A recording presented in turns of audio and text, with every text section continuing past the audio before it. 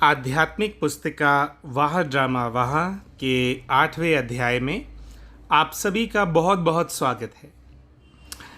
आज के एपिसोड में हम जिन अनुच्छेदों को पढ़ने वाले हैं उनमें से पहले अनुच्छेद का शीर्षक है पेपर का सामना अर्थात आगे बढ़ना। कल्याणकारी बाप की श्रीमत पर चलने वाली आत्माएं सिवाय कल्याण के चढ़ती कला के और कोई भी संकल्प कर नहीं सकती हैं। उनका हर संकल्प हर कार्य के प्रति और वर्तमान या भविष्य के प्रति समर्थ संकल्प ही होगा, व्यर्थ नहीं होगा। घबराते तो नहीं हो, सामना करना पड़ेगा। पेपर का सामना अर्थात आगे बढ़ना अर्थात संपूर्णता के अति समीप होना। अब यह पेपर आने वाला है। स्वयं स्पष्ट बुद्धि वाले होंगे तो औरों को भी स्पष्ट कर सकेंगे। इसका मतलब यह तो नहीं समझते हो कि होना नहीं है। ड्रामा में जो होता रहा है समय प्रति समय, उसमें माखन से बाल ही निकलता है ना। कोई मुश्किल हुआ है, बाप दादा नैनों पर बिठाए, दिल तख्त पर बिठाए पार कर ले आ रहे हैं ना। क्या कोई अंत तक साथ निभाने का या किसी भी परिस्थिति से पार ले जाने का वायदा व कार्य निभाएंगे? नहीं, साथ ले ही जाना है ना। सर्वशक्तिमान साथ होते हुए भी व्यर्थ संकल्प होना, इसको क्या कहेंगे? ऐसे व्यर्थ संकल्प समाप्त कर जिस स्थापना के कार्य के निमित्त हो, बाप दादा के मददगार हो, उस कार्य में मग्न रहो। माया के अनेक प्रकार के चक्रों की निशानी क्या होगी? जैसे चक्रधारी आत्मा लाइट की ताजधारी होगी और बाप के वर्षे के अधिकारी होगी, वैसे माया के अनेक प्रकार के चक्कर में आने वाले की निशानी क्या होगी? जैसे उनके सर पर लाइट का ताज है, वैसे उनके सर पर अनेक प्रकार के विघ्नों का बोझ होगा। ताज नहीं, सदैव किसी न किसी प्रकार का बोझ उनके सिर पर अर्थात बुद्धि में महसूस होगा।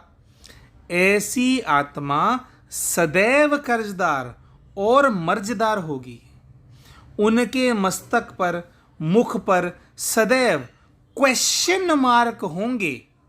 हर बात में क्यों, क्या, कैसे, यह क्वेश्चन मार्क होंगे। इस सेकंड भी बुद्धि एकाग्र अर्थात फुल स्टॉप में नहीं होगी। फुल स्टॉप की निशानी है बिंदी, अर्थात मनसा में भी बिंदु स्वरूप की स्थिति नहीं होगी। वाचा और कर्मणा में भी बीती सो बीती, नथिंग न्यू, जो होता है वह कल्याणकारी है। ऐसा फुल स्टॉप अर्थात बिंदी लगानी नहीं आएगी। क्वेश्चन मार्क की निशानी देखने में भी टेढ़ी आती है। फुल स्टॉप लिखना सहज है। फुल स्टॉप लिखने से क्वेश्चन मार्क लिखना जरा मुश्किल होता है। तो अनेक प्रकार के क्वेश्चन करना, चाहे स्वयं से अथवा दूसरों से या बाप से, यह निशानी है कि यह आत्मा स्वदर्शन चक्रधारी सो छत्रधारी नहीं है। अगला अनुच्छेद है क्वेश्चन स्वयं के प्रति भी और अन्य के प्रति भी। ऐसी आत्मा हर संकल्प में सदा स्वयं से भी क्वेश्चन करती रहेगी कि क्या मैं सफलता मूर्त बन सकती हूँ? मैं सर्व संपर्क में सफलता प्राप्त समीप आत्मा बनूंगी? मैं सर्व के स्वभाव संस्कारों में चल सकूंगी? सर्व को संतुष्ट कर सकूंगी क्या? ऐसे अनेक प्रकार के क्वेश्चन स्वयं के प्रति भी होंगे और अन्य के प्रति भी होंगे। यह मेरे से ऐसा क्यों चलते हैं, मुझे विशेष सहयोग क्यों नहीं मिलता, मेरा नाम मेरा मान क्यों नहीं होता। इसी प्रकार के अन्य प्रति क्वेश्चन होंगे। ऐसे ही बाप के प्रति भी क्वेश्चन होंगे। जब बाप शक्तिवान है तो मेरी बुद्धि क्यों नहीं पलटाते, नज़र से निहाल करने वाले मेरी तरफ नज़र क्यों नहीं रखते, जबकि बाप हैं तो जैसी भी हूँ कैसी भी हूँ उनकी ही हूँ, उनकी जिम्मेवारी है मुझे पार करना। जब दाता हैं तो मैं चाहती हूँ, वह क्यों नहीं देते। त्रिकालदर्शी हैं, मेरे तीनों कालों को जानते हैं, तो मुझे स्वयं ही अपनी शक्ति से श्रेष्ठ पद क्यों नहीं दिलाते। ऐसी मीठी मीठी शिकायतें बाप के आगे रखते हैं। एक तरफ जन्म जन्म का बोझ, दूसरी तरफ बाप के बच्चे होने के नाते बाप द्वारा प्राप्त हुए सर्व अधिकार का रिटर्न करने का फर्ज न पालन करने के कारण फर्ज के बजाय कर्ज बन जाता है। कर्ज का बोझ आत्मा की सर्व कमजोरियों के मर्ज का रूप ले लेता है। ऐसे डबल बोझ वाले स्वदर्शन चक्रधारी कैसे बन सकेंगे। अगला अनुच्छेद है महारथियों की निशानी। महारथियों के महान स्थिति की विशेष निशानी, जिससे स्पष्ट हो जाए कि यह महारथीपन का पुरुषार्थ है, वह क्या होगी।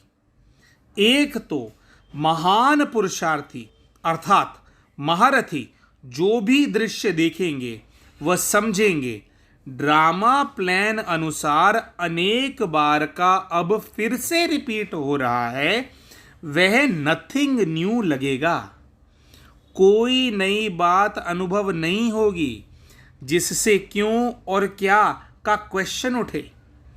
और दूसरा ऐसे अनुभव होगा जैसे प्रैक्टिकल में स्मृति स्वरूप में अनेक बार देखी हुई सीन अब सिर्फ निमित्त मात्र रिपीट कर रहे हैं। कोई नई बात नहीं कर रहे हैं, स्मृति लानी नहीं पड़ेगी। कल्प पहले जो हुआ था वही अब हो रहा है, लेकिन जैसे एक सेकंड की बीती हुई बात बहुत स्पष्ट रूप से स्मृति में रहती है, वैसे वह कल्प पहले की बीती हुई सीन ऐसे ही स्मृति में होगी जैसे कि एक सेकंड पहले बीती हुई सीन स्मृति में रहती है।